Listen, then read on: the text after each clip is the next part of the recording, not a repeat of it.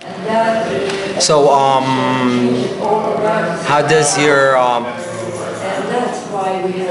first love at first sight with hip hop come about, or how does hip hop come into your, or does it come into your play, your life? It wasn't something that I thought about. You know, a lot of times when you hear people talk about hip hop, oh, I remember, you know, when I heard this song, and they have very romantic stories about it. But for me, it was, the music was developing, and I knew that I enjoyed the sound, but I enjoyed all of music. You know, I could listen to lots of different kinds of music and enjoy it. But as I was growing, as I was developing, hip-hop was also developing. And I remember early songs that were my favorite songs, and what I remember the most was a feeling about the songs, like Marvin Gaye's Sexual Healing, and like Atomic Dog by George Clinton, and Parliament. Yeah, and then there was a certain feel, a certain sound in the music that was starting to develop as I was growing up. And later I learned that these different bits of soul and funk, and then later on jazz, later I see how they all converge and connect into hip hop. But for me, it wasn't like, I don't have like, I mean, I could tell you the story of my life, but I don't have one precise romantic moment of like, and that was the day I fell in love with hip hop. I'm not asking that. Okay, I hear you. So, what about music? How were you brought up with music? What kind of environment inspired you in your path? For me, I grew up listening to or singing and being most exposed to gospel music.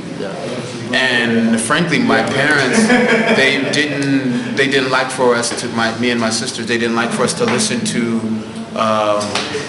what we would call secular music or music of the world. They wanted us to just to listen to music of the church and spiritual music. So that was my first experience, was with gospel. And then it also informed actually the way that I hear singing, the way that I hear participation of groups of people listening and singing together. Community, yeah, exactly.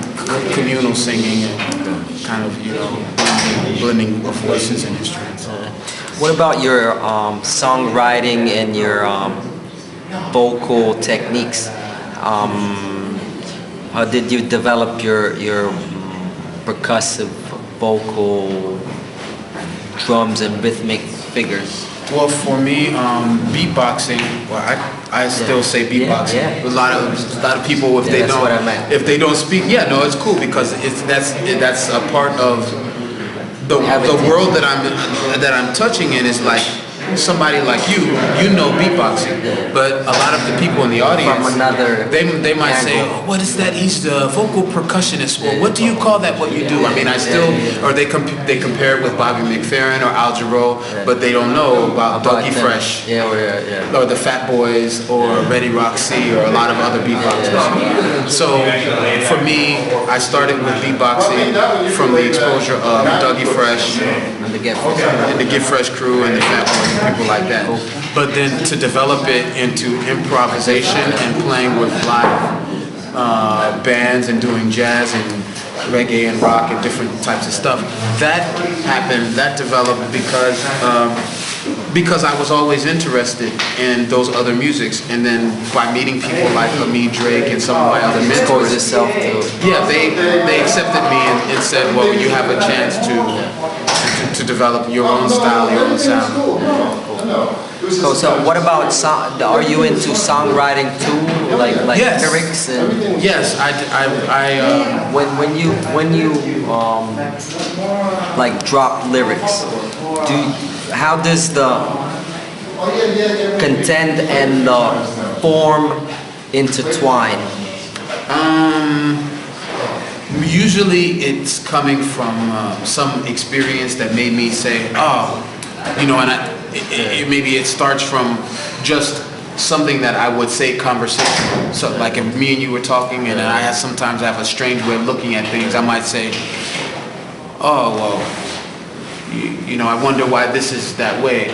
But when I'm saying it, I just have an odd way of saying it, and that usually turns into what my songs would be. Now, in terms of how it fits with the form and the rhythm and stuff like that, it would be a mood probably. Yeah, a mood, exactly. A mood, and sometimes I write to the beat. I write 2 tracks that already exist, and other times the tracks the other way around are shaped around what I'm writing. Cool. You know. Cool. So tell me about your own projects. He was mentioning you had your own group like IsWhat. Yeah, I have a group called IsWhat, and he plays in. Hamid Drake plays in that group often, and the formation is. It's almost like a minimalist group, but the way that we play is so much energy. Impact. It's impact. So we have myself with vocals, rapping, and beatboxing.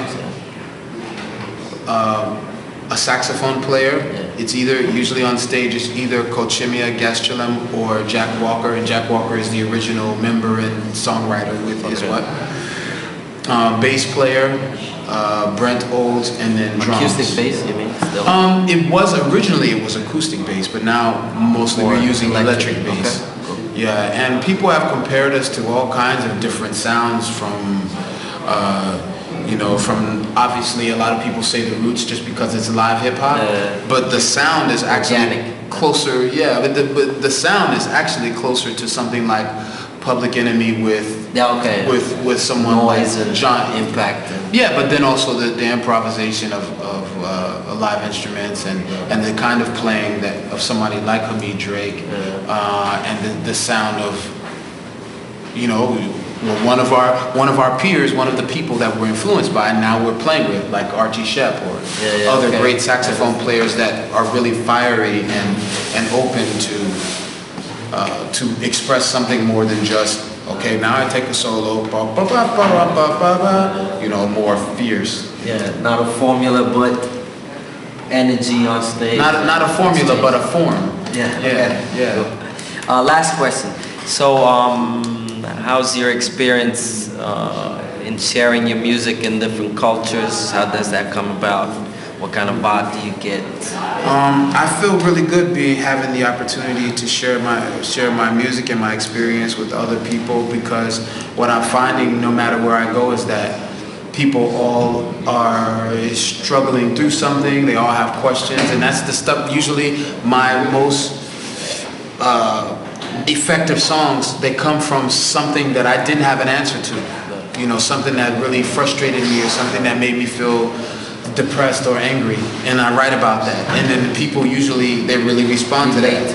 Yeah. So no matter where I go, even if I don't speak the language, as I try to, but still come across. There's an emotional connection. There's a message. There's the universal somehow. Yeah, exactly. Cool. Yeah. Thanks, man. Thank you. Sorry to interrupt you.